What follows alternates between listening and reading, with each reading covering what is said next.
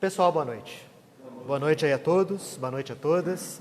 Sejamos aí bem-vindos, sejamos aí bem-vindas para que a gente dê continuidade a esse ciclo de estudos a respeito do Livro dos Médiuns, começando aí esse ano de 2020, nesse janeiro, falando acerca dos fenômenos mediúnicos, dos fenômenos anímicos, que tomam parte da nossa existência. Para uns de modo mais nítido, para outros de modo menos nítido, porém todos nós somos médiuns em diversos graus, em diversos níveis, e é interessante que nós aprendamos mais acerca dos mecanismos da mediunidade, é interessante que nós saibamos compreender a fundo tais mecanismos, bem como que o nosso comportamento influencia a prática mediúnica que diz respeito tanto à nossa existência. Hoje, nós não vamos falar tanto de fenômenos mediúnicos. Embora estejamos aqui estudando o Livro dos Médiuns, no planejamento que a gente fez desse livro, dediquei uma parte, um bloco de estudos aos chamados fenômenos anímicos. E os fenômenos anímicos, como todos nós aí já devemos saber, não são fenômenos produzidos por outros espíritos, encarnados ou desencarnados, mas são fenômenos produzidos pelo próprio sensitivo, pela própria alma encarnada. Não existe a interferência aí de terceiros. Aqui nesse bloco de estudos, vamos falar muito a respeito, pelo menos hoje, dos sonhos, do sonambulismo, do êxtase e da chamada dupla vista ou segunda vista. E muitos desses fenômenos nós mesmos já experimentamos na nossa vida. Os sonhos, por exemplo, são oriundos de um processo de emancipação da alma. São um produto da vivência do espírito encarnado na realidade espiritual, quando o corpo adormece. Nós temos aí um nítido fenômeno anímico que todos nós já tomamos parte. Sonambulismo. Quantos de nós já não trouxemos aí vivências dentro da área do sonambulismo? Talvez não agora, mas quando éramos crianças, é um exemplo. O êxtase já seria um fenômeno um pouco mais raro de se acontecer, mas a dupla vista também pode acontecer com relativa frequência nas nossas vidas. E às vezes, mal nos damos conta de que esse fenômeno está presente em nós. Todos esses fenômenos são fenômenos anímicos. Nós também iremos abordar outros fenômenos, não hoje, também dentro da área do animismo, como, por exemplo, a psicometria, a bicorporeidade, que são fenômenos oriundos da própria ação do espírito encarnado. Para isso, hoje, nós iremos falar acerca dos sonhos, do sonambulismo, do êxtase e da dupla vista. Para isso, nós vamos deixar um pouquinho de lado, embora esses assuntos todos estejam em vários capítulos do Livro dos Médiuns, mas existe uma condensação desses assuntos todos, não no Livro dos Médiuns, mas no Livro dos Espíritos. Se nós pegarmos a obra básica da doutrina espírita, o Livro dos Espíritos, na segunda parte dele, mais especificamente no capítulo de número 8, nós veremos aqui que Kardec trata, nesse capítulo, exclusivamente da chamada emancipação da alma, ou seja, libertação da alma. E a gente pode ler essa emancipação da alma, libertação da alma, sob o nome também de desdobramento. E esse capítulo fala justamente de tudo isso que a gente abordou agora há pouquinho: sonhos, sonambulismo, êxtase e dupla vista. Sendo que no finalzinho dele, Kardec faz um belo resumo teórico a respeito dessas faculdades anímicas todas. Vamos lá então, falar um pouquinho a respeito disso. Conforme todos nós aí estamos acostumados, vocês podem me interromper para fazer as observações, as perguntas, os comentários, desde que atinentes aos temas que nós estamos aqui abordando. Bom, vamos falar dos sonhos. É um assunto tão comum na nossa vida, né? E às vezes uma criança chega até nós e pergunta: o que é o sonho? E aí a gente não sabe responder. Como é que os sonhos se produzem? O que são essas historinhas que se passam pela nossa cabeça quando a gente adormece e das quais a gente se lembra mais ou menos no dia seguinte. Porque alguns se lembram nitidamente dos sonhos, outros quase nunca. Em verdade, o que são eles? Kardec começa aqui, nesse capítulo de número 8, na pergunta de número 400, fazendo a seguinte pergunta para os desencarnados: o espírito encarnado permanece voluntariamente em seu envoltório corporal? Ou seja, nós que estamos aqui, dentro desse corpo, permanecemos voluntariamente dentro dele? Olha a resposta que os mentores da codificação nos dão. É como se perguntasses se o prisioneiro se alegra com a prisão. O espírito encarnado aspira sem cessar a sua libertação. E quanto mais o envoltório é grosseiro, mais deseja estar dele desembaraçado. É como se realmente fosse uma prisão, e nós sabemos, é uma prisão, porém necessária ao nosso adiantamento espiritual.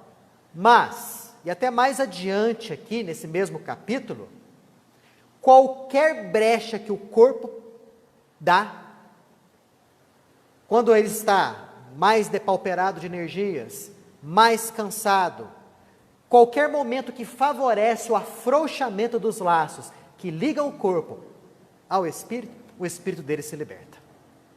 Qualquer que seja esse momento. Sabe aquelas cochiladas que às vezes a gente dá depois do almoço?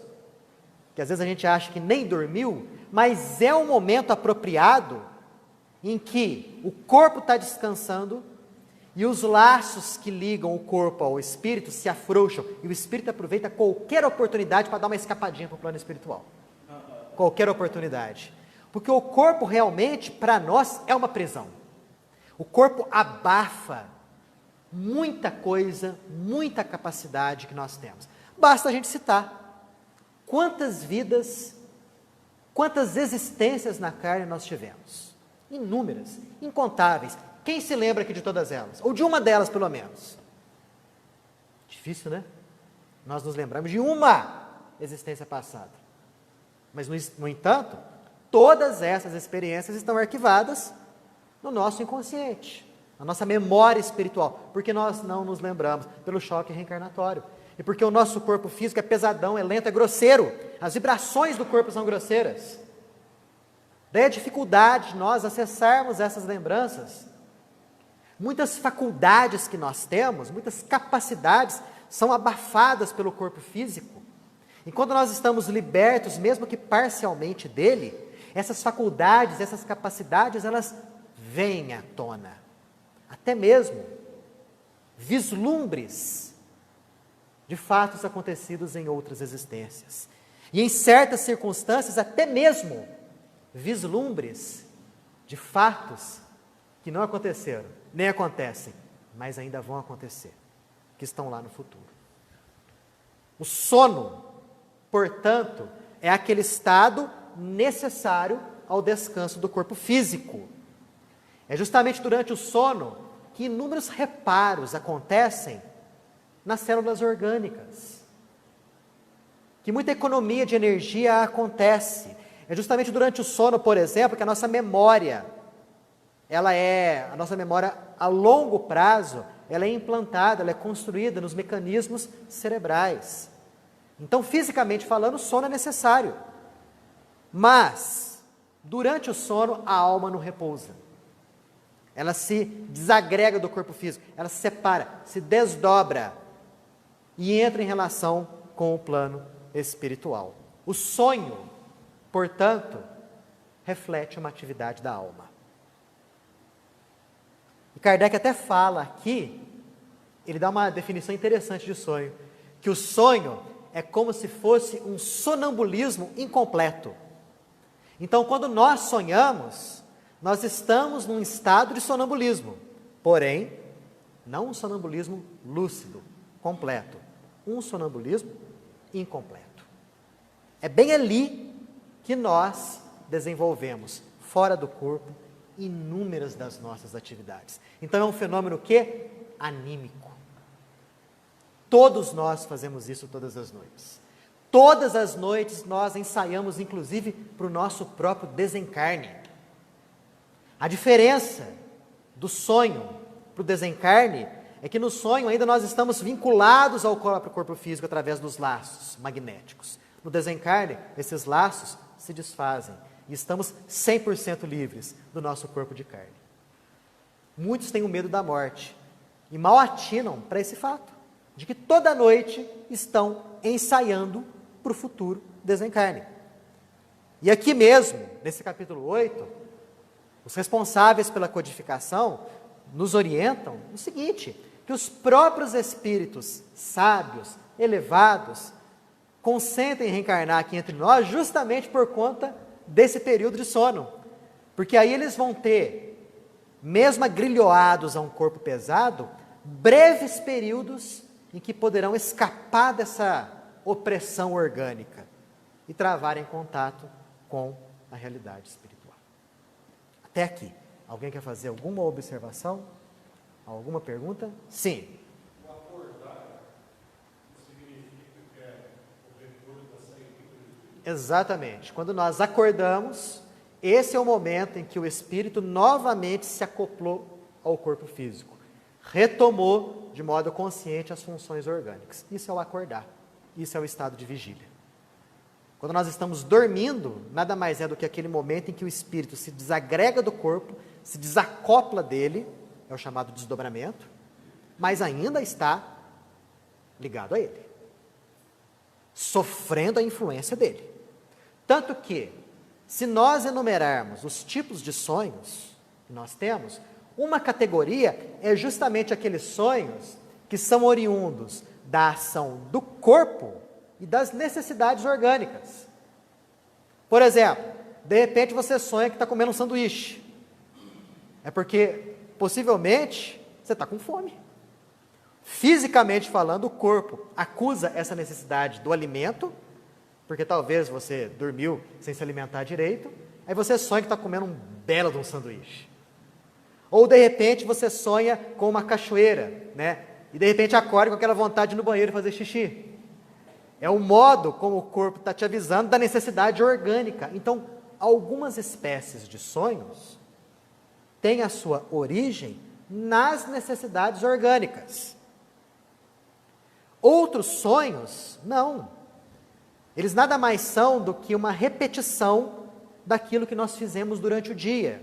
Ou das preocupações nossas, seja com a família, ou seja com o nosso trabalho, ou seja com alguma coisa que esteja ocupando o nosso pensar.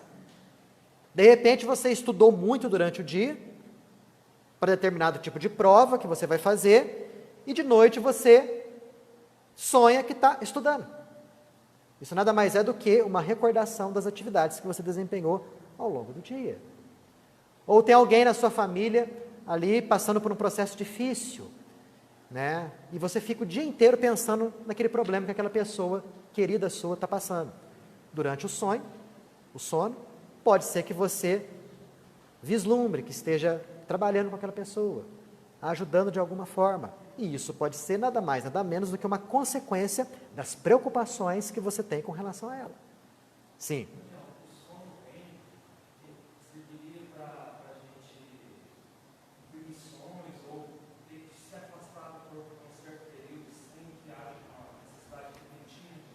A fase REM é justamente aquela fase em que o próprio globo ocular ele fica em movimento, né?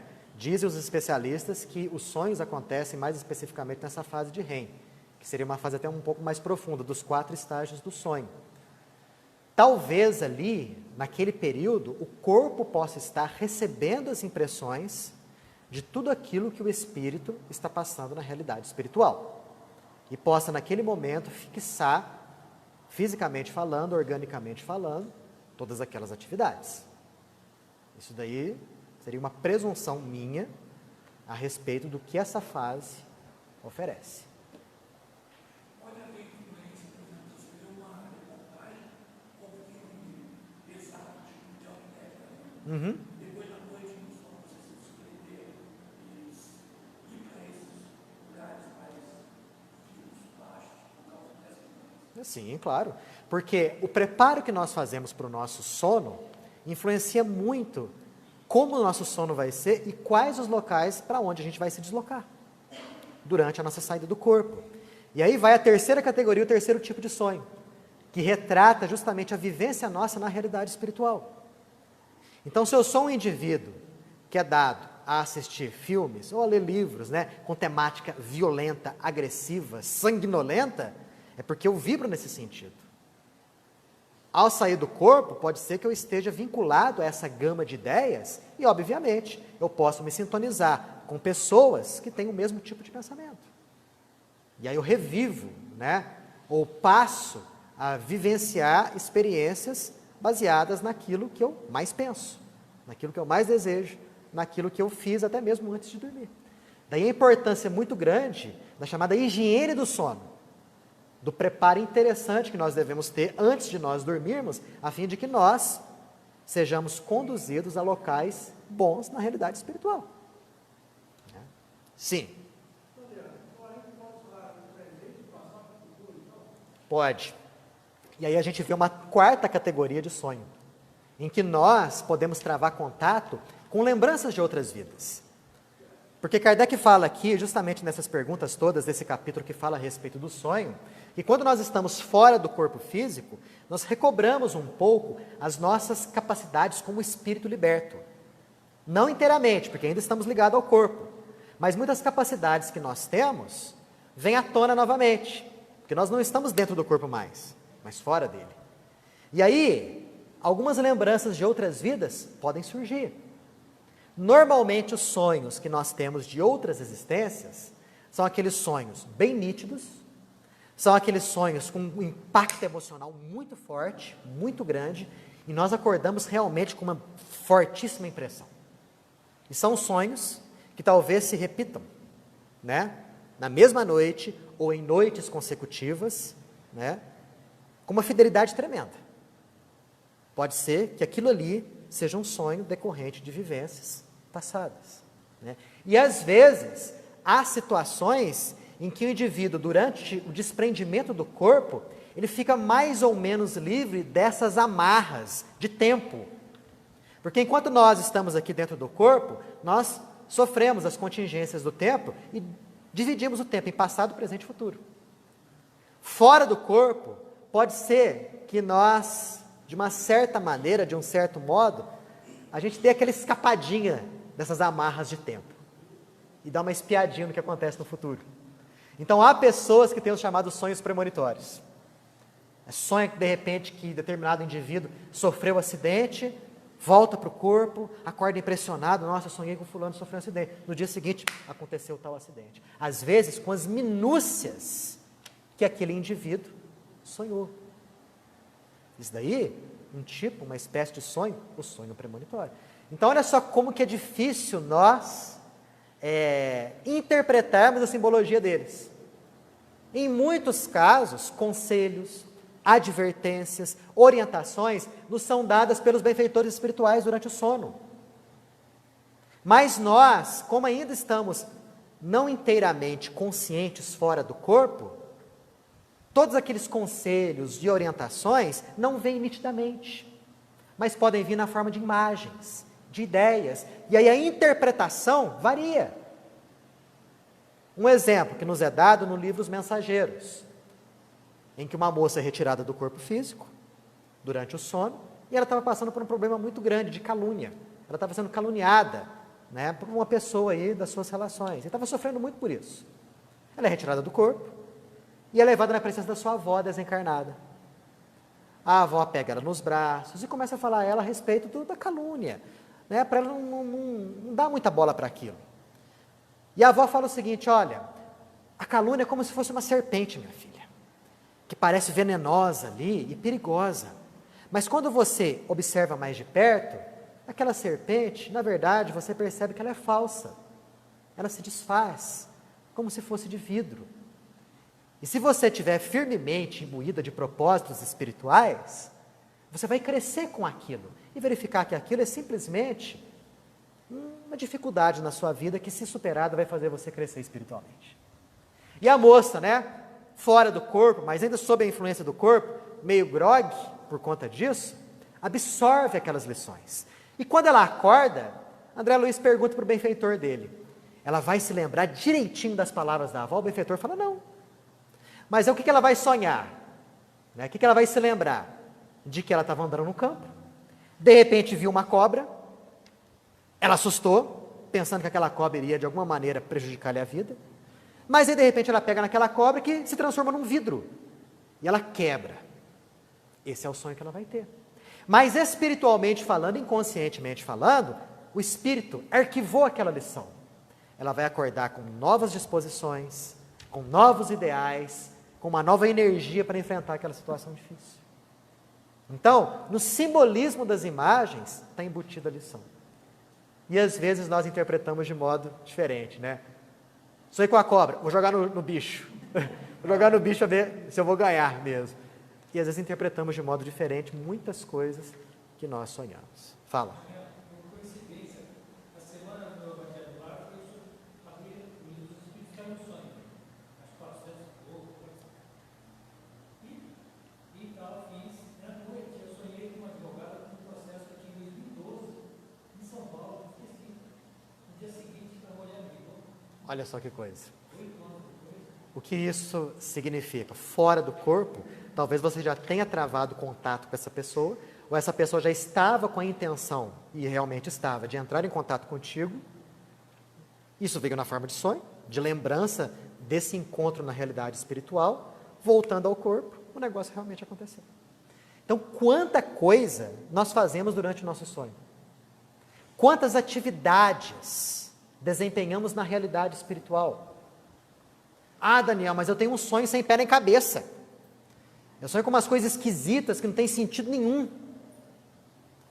Né? Nesse capítulo, os benfeitores esclarecem que às vezes fica retido na nossa mentalidade, quando nós acordamos, somente trechos daquela vivência no nosso plano espiritual. Só trechos. E aí fica sem sentido aquilo que nós sonhamos. Por exemplo, se eu ler essa frase, é como se perguntasse se o prisioneiro se alegra com a prisão. É como se essa frase fosse a vivência nossa no plano espiritual. Mas nós nos lembramos só de trechos dela. É perguntasse se alegra com. Tem sentido isso? Nenhum. Então é como uma frase em que nós nos lembramos simplesmente alguns trechos. E aí aquelas ideias ficam truncadas. E aí o sonho parece sem sentido. Fora isso, pode se juntar a perturbação que nos acompanha quando saímos do corpo e quando estamos voltando dele. Mais ainda, lembranças de locais que nós vimos na realidade espiritual e que não existem aqui. Então essa maçaroca de coisas, todas juntas e unidas, todas misturadas, podem formar o famoso sonho sem sentido, sem pé nem cabeça. Mas isso se deve justamente devido ao nosso nível espiritual. Se deve justamente ao nosso corpo, que ainda é pesadão e que não é capaz de reter com exatidão tudo aquilo que nós aprendemos quando estamos fora do corpo. Então o sono seria um processo anímico da própria alma que ainda está encarnada, mas fora do corpo, passa por situações na realidade espiritual. Perguntas a respeito disso? Sim.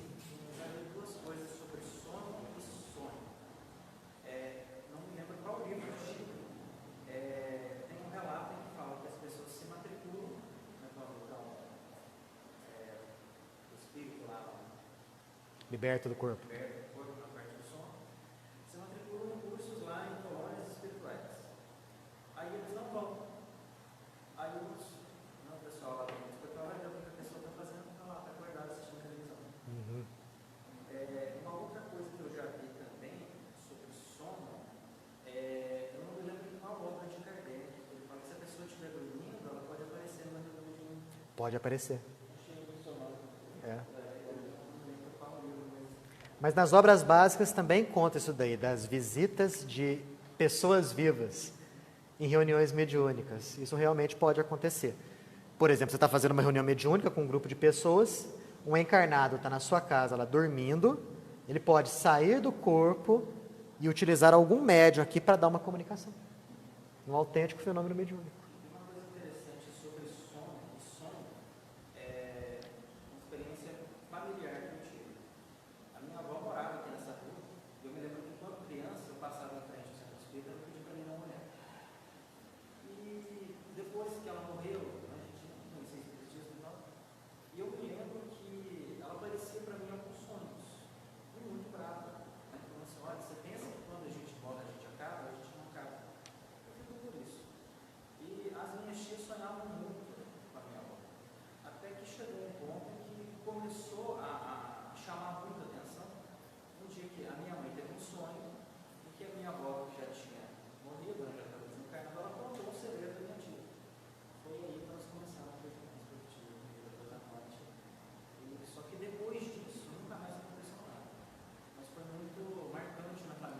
Ou seja, o aparecimento da sua avó desencarnada, as suas tias, a você mesmo, né, durante o sono, serviu para a família como sendo uma prova de que realmente a vida continua após a morte do corpo físico.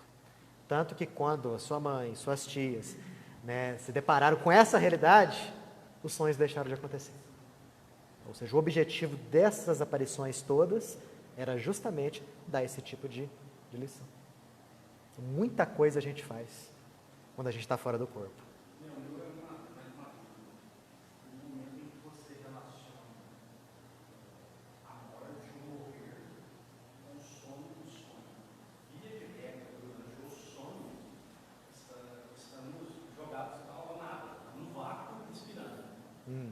Porém, a unidade desencarnada, a unidade desencarne, não está jogada ao nada no barro, certo? Certo. Então, por que essa relação, o sonho é um treinamento do desencarne? Por que um treinamento do desencarne? Porque no desencarne existe a saída do corpo físico de modo definitivo. Enquanto que durante o sono existe a saída do corpo físico, só que de modo temporário. No desencarne, o barro desencarnado, a saída do corpo físico de plena consciência, de plena unidade preservada. Vamos dizer o seguinte, o indivíduo sai do corpo físico, os laços que ligam o espírito ao corpo físico são desatados. Não tem como mais ele voltar para o corpo. É o desencarne, né? Embora o desencarnado possa ficar um tempo mais ou menos perturbado, é o chamado fenômeno da perturbação, que é devido ao próprio nível espiritual dele. Durante o sono, o que acontece? O espírito sai do corpo, mas os laços que ligam ainda permanecem, né? Permanecem, o espírito pode desempenhar funções na realidade espiritual, mas sempre sob a influência do corpo físico. E até mesmo, Davi, as ações do espírito fora do corpo dá repercussões no corpo de carne.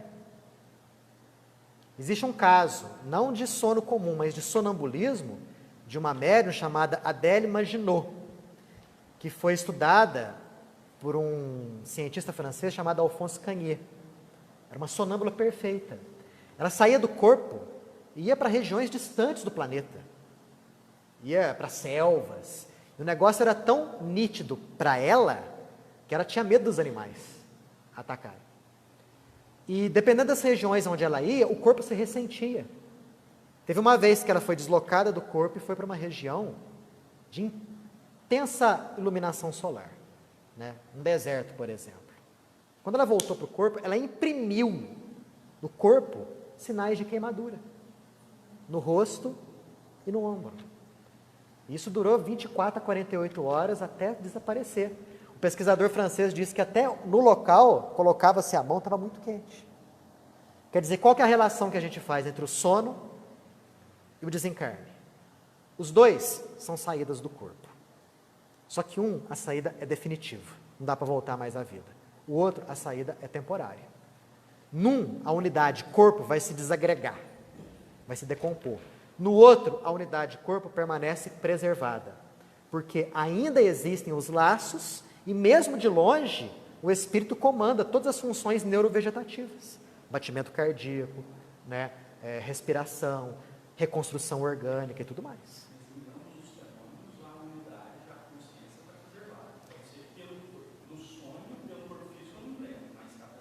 A consciência está preservada, né? E até mesmo quando a gente está no comecinho do desdobramento, a consciência é dividida. Os pesquisadores antigos já verificaram isso. E todo mundo talvez já tenha passado por essa situação. Quando você está quase dormindo, de repente você ouve alguém chamar o seu nome. De repente você parece que vislumbra o rosto de alguém. Ou vê uma cena, uma paisagem. É justamente nesse momento em que a consciência está dividida entre o espírito que está se retirando e o próprio corpo físico. Mas a consciência, a unidade, espírito, carrega consigo a consciência. Porque o corpo o que é? É uma armadura de células, é efeito, né? A consciência, os sentimentos, o pensamento, a vontade, os desejos, é tudo no espírito. Está tudo no espírito. Um outro pesquisador que estudou muito a questão do desdobramento, Albert de Rochas, foi um coronel francês também, se eu não me engano. Era tão interessante que ele induzia o desdobramento do indivíduo, então ficava aqui o corpo físico e o corpo perispiritual. E ele induzia também o desdobramento do corpo mental. Então, os médiuns videntes que acompanhavam o processo relatavam o corpo físico aqui, o corpo perispiritual aqui desdobrado, e do lado do corpo perispiritual desdobrado, uma estrutura arredondada, brilhante, é o chamado corpo mental. Quando o corpo mental era desdobrado do corpo perispiritual, é como se o corpo perispiritual ficasse apagado.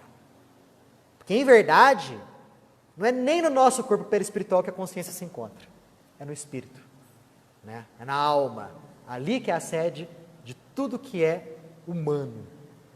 Pensamento, memória, consciência, vontade, desejos.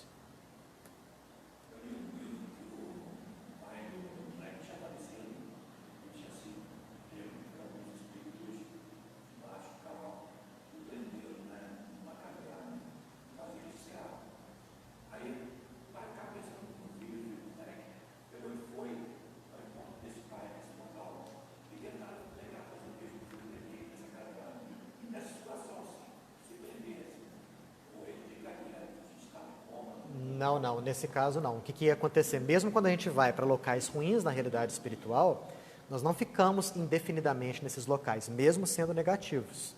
Voltamos para o corpo físico. Não tem como isso acontecer. Porque se isso tivesse jeito de acontecer, eu tenho certeza que a maioria das pessoas não voltaria para o corpo depois que dormir.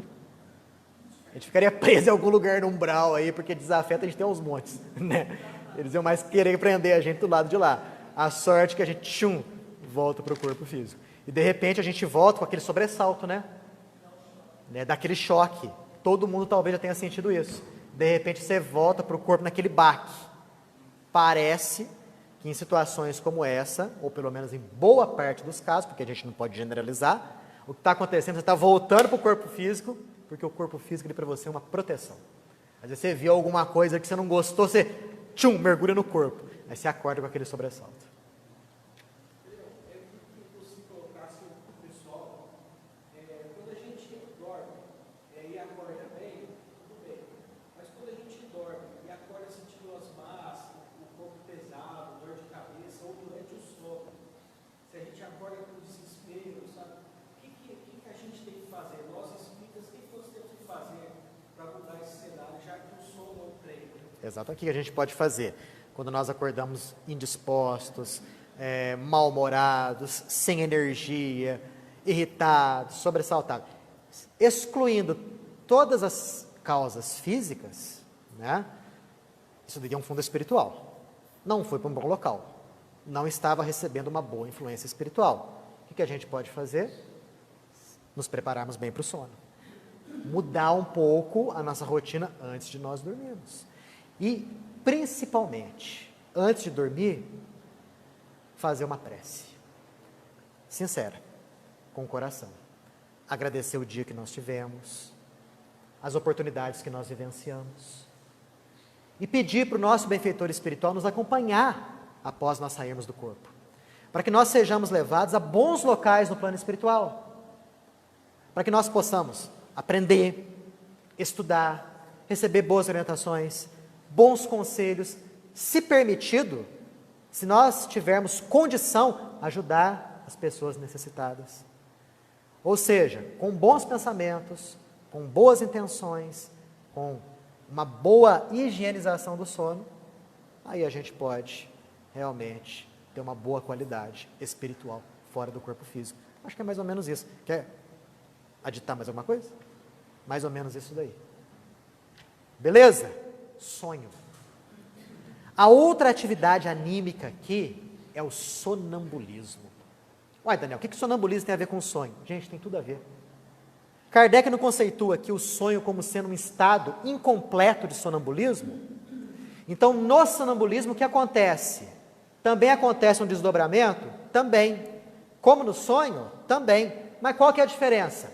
A diferença é que no sonambulismo, o desdobramento é mais completo. Ou seja, a influência do corpo sobre o espírito é menor. E aí o espírito, ele fica mais senhor de si. Ele fica mais lúcido. Ele pode ter acesso com mais facilidade a conteúdos de outras existências. Ele pode ter acesso com mais facilidade ao futuro, a eventos que ainda vão acontecer. E ele pode entrar em relação, de modo mais nítido, com os desencarnados. E mais, ele pode utilizar o seu próprio corpo físico como instrumento. Não é o que o sonâmbulo faz? De repente o sujeito levanta à noite, começa a caminhar pela casa, pega uma vassoura e começa a varrer o chão. Nossa, está sonâmbulo. Talvez fora do corpo a preocupação dominante dessa pessoa seja essa: limpar a casa, né? Ou adormeceu com aquela preocupação de estudar para uma prova do dia seguinte, que vai acontecer no dia seguinte. Sonâmbulo, levanta e começa a folhear os livros, as apostilas, os cadernos. Ou começa a pentear o cabelo de alguém. Então, em alguns estados de sonambulismo, principalmente nos estados iniciais, talvez as preocupações sejam preocupações mais materiais. Mas há casos de indivíduos mais treinados que usam o seu próprio corpo como instrumento e dão belíssimas comunicações. Só que a comunicação ali não vem de um desencarnado, vem dele. E está utilizando o seu corpo como instrumento de manifestação. Uai, Daniel, mas qual que é a diferença? O corpo é dele? Qual que é a diferença dele? Usar o corpo como instrumento fora ou dentro? A diferença é muito forte. Dentro do corpo, ele está abafado nas suas impressões, nos seus conhecimentos, nas suas capacidades. Fora do corpo, ele tem mais capacidades.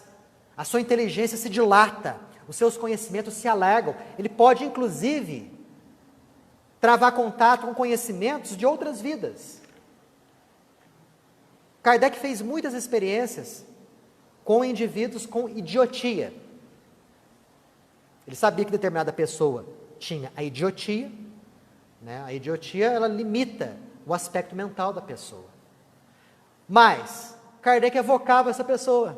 O corpinho dormia, o espírito saía de lá e se comunicava perfeitamente através de um médium. Falando perfeitamente, desenvolvendo de modo tranquilo o seu pensamento, revelando conhecimentos superiores. Dentro do corpo, ele era abafado pelo problema cerebral. Fora do corpo, ele era mais livre. Com o sonâmbulo, a mesma coisa. Por exemplo, eu não entendo nada de medicina, mas pode ser que eu tenha sido médico em outra vida. E se eu for um sonâmbulo, eu posso sair do meu corpo e travar contato com todos os conhecimentos de medicina. E posso utilizar o meu corpo como instrumento, por exemplo, para falar e discorrer acerca de algum assunto na área médica, até mesmo diagnosticar doenças. Há casos de sonâmbulos que, inclusive, têm uma visão de raio-x, vamos dizer assim. Veem os órgãos internos do próprio corpo físico ou de terceiros. E podem aí diagnosticar doença. Estou vendo que a tua vesícula biliar não está legal. Estou vendo que o teu processo digestivo está ruim. Tem um problema sério no teu coração aí, hein? Ele pode ter esse tipo de clarividência, a chamada clarividência radiológica, coisa que nós iremos falar na próxima sexta-feira. Mas eu apontei para o Marcelo, não apontei para você. Fala. Dizem que algumas pessoas comentam que a pessoa que tem Alzheimer, ela está, o espírito não aceita ficar ali, está em outras dimensões. Assim, o que eu sei, que eu vi, é no livro No Mundo Maior, em que André Luiz ele visita não sei se ele visita, não é um sanatório que ele visita ou uma casa de repouso, acho que ele visita uma casa de repouso, em que dois velhinhos estão ali em estado avançado de, ele coloca lá, degeneração mental, falando coisas sem nexo, sem sentido, coisa que a gente deduza que seja referente ao Alzheimer, que naquela época talvez essa denominação não estivesse muito em moda. E aí o espírito que está acompanhando André Luiz fala a respeito da vida que esses indivíduos tiveram quando jovens e do retorno de inúmeras coisas negativas que eles fizeram agora, no momento em que eles estão com a idade mais avançada. Então a gente pode deduzir que o Alzheimer tenha, obviamente, tudo a ver com aquilo que o indivíduo fez na sua vida gente mais jovem e que vem agora as repercussões no cérebro físico. Né? Quando, por exemplo, a gente vê pessoas de idade avançada, mas com uma lucidez mental tremenda, enquanto que outros, até mesmo com menos idade, mas cuja carga mental está totalmente deteriorada pela ação do Alzheimer. Pode ser isso daí. Uma das causas, um dos motivos. Né? Deduções minhas. Não sei se realmente é justamente essa a explicação para o mal do Alzheimer. Né? Daniel, pode ser nesse relato? Provavelmente, coitado do mundo. Todas essas pessoas, vamos dizer assim, todas aquelas pessoas, independente de partidos políticos, de religião, né, ou até mesmo de urgência de religião, mas que desenvolvem ações negativas com danos para si, com danos para a sociedade, essa pessoa, com o tempo, na própria existência ou em existências futuras, vai sofrer o choque de retorno. Não tenhamos dúvida a respeito disso aí. Bom, isso daí é o sonambulismo. Né? Quer dizer, a pessoa pode, inclusive, ter visões à distância. Se eu for sonâmbulo, eu posso sair do meu corpo e verificar o que está acontecendo nesse exato momento lá em Alfenas e voltar para cá. Volto para cá, uso o meu próprio corpo como instrumento e falo, nesse exato momento a catedral de Alfenas está pegando fogo. Né? Aí você vai ver na internet, realmente está acontecendo isso daí. Nos dias de hoje, até mesmo alguma fraude pode acontecer por conta disso, né? Por conta da internet. Mas e naquela época que não existia celular? Que não existia internet? Que não existia sequer telefone ou televisão? Quantos médiuns davam notícias de fatos que estavam acontecendo à distância? Indivíduos que eram portadores do sonambulismo perfeito.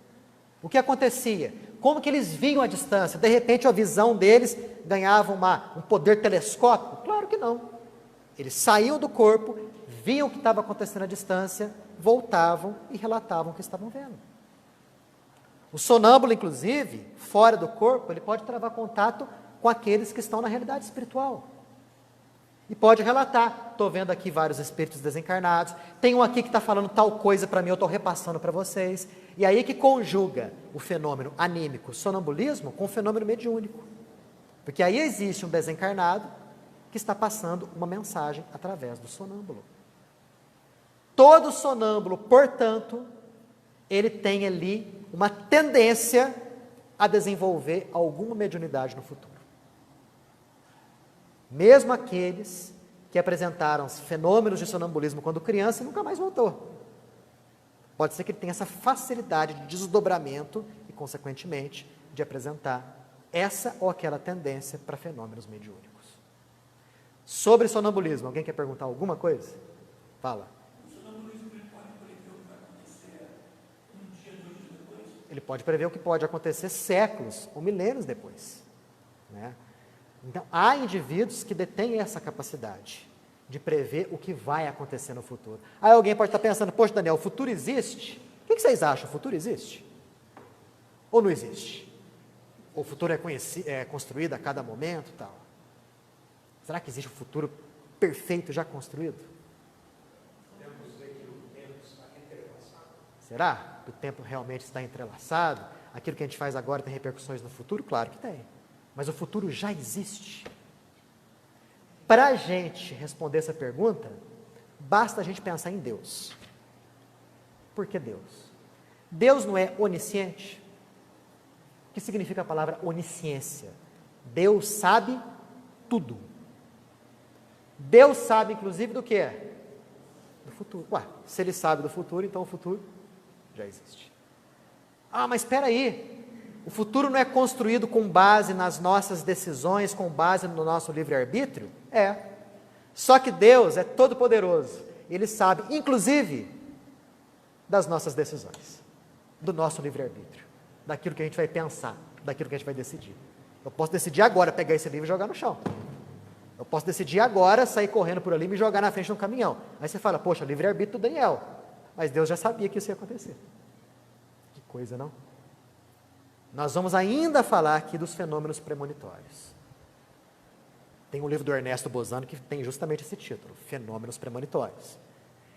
E aí ele passa em revista todas as possíveis explicações para a previsão do futuro. Fala.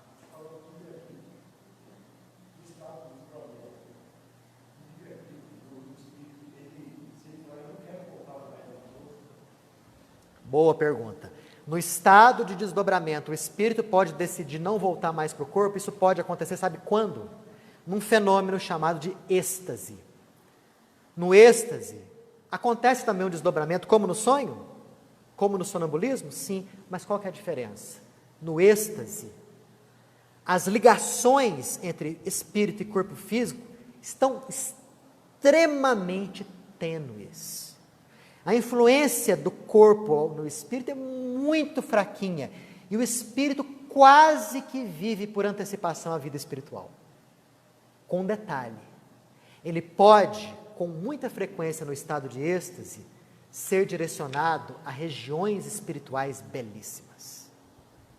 E aí, ele vê aquela beleza toda, ele sente aquela harmonia toda, aquela felicidade tremenda. Daí que vem o nome de êxtase, né? Aí ele olha para aquele corpinho lá embaixo e fala: ah, não quero voltar para aquela vida não, quero ficar aqui. Então, justamente, no estado de êxtase, pode passar pela mente do espírito ficar por lá. E se ele desejar firmemente, os últimos laços que ligam o corpo ao espírito podem se desenlaçar. E ele pode desencarnar.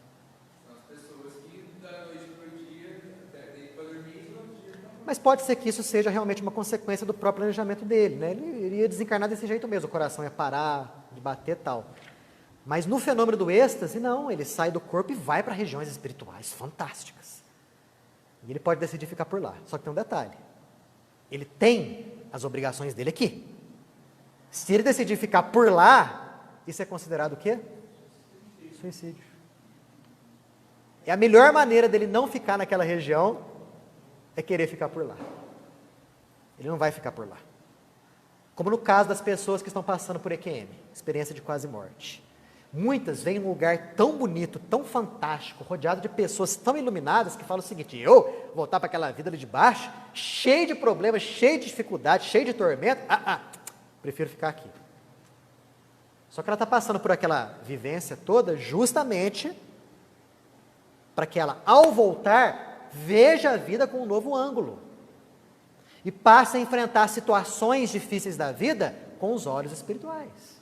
Para aí sim, ao desencarnar, ela fazer jus a se encontrar num lugar bom após o seu desencarne.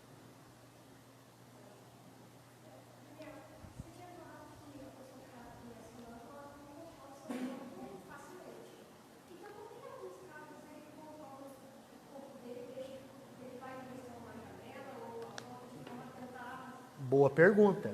Em alguns casos de sonambulismo, ele pode ser levado a situações de extremo perigo.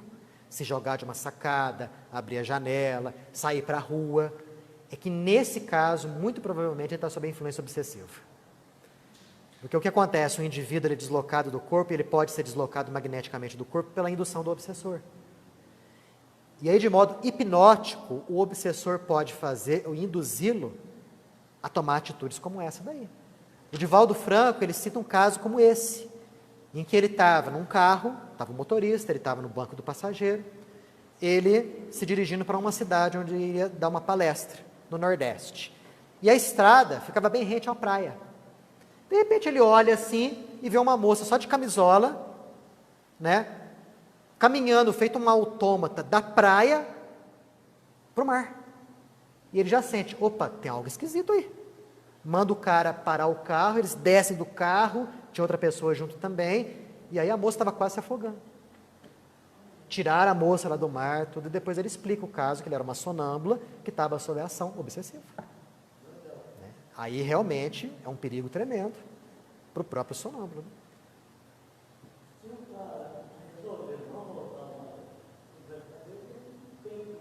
Lógico, é um suicídio. Fica devendo, vai ter que voltar. Né? Porque se ele passou por situações, está passando por situações difíceis, como foi lido agora há pouco ali, aquilo é imprescindível para o seu crescimento espiritual. E se ele decidir não voltar, ele perde a oportunidade de crescer espiritualmente.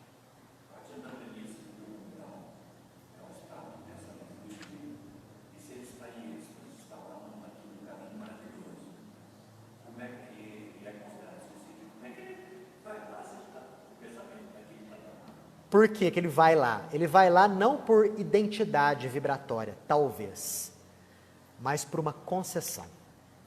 É como se fosse para ele uma lição do tipo, se você cumprir bem o que você prometeu antes de reencarnar, você vai estar aqui depois que você desencarnar.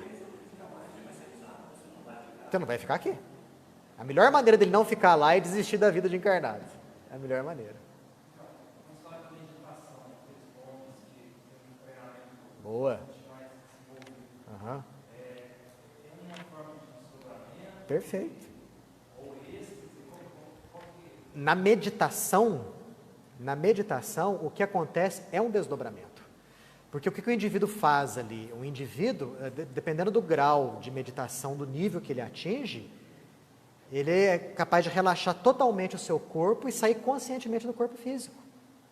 Muitos indivíduos atingem um estado de êxtase, né? É o chamado samadhi, nirvikalpa samadhi, em que ele trava contato com regiões espirituais de beleza assim, transcendental, que ele não sabe explicar o que está acontecendo ali.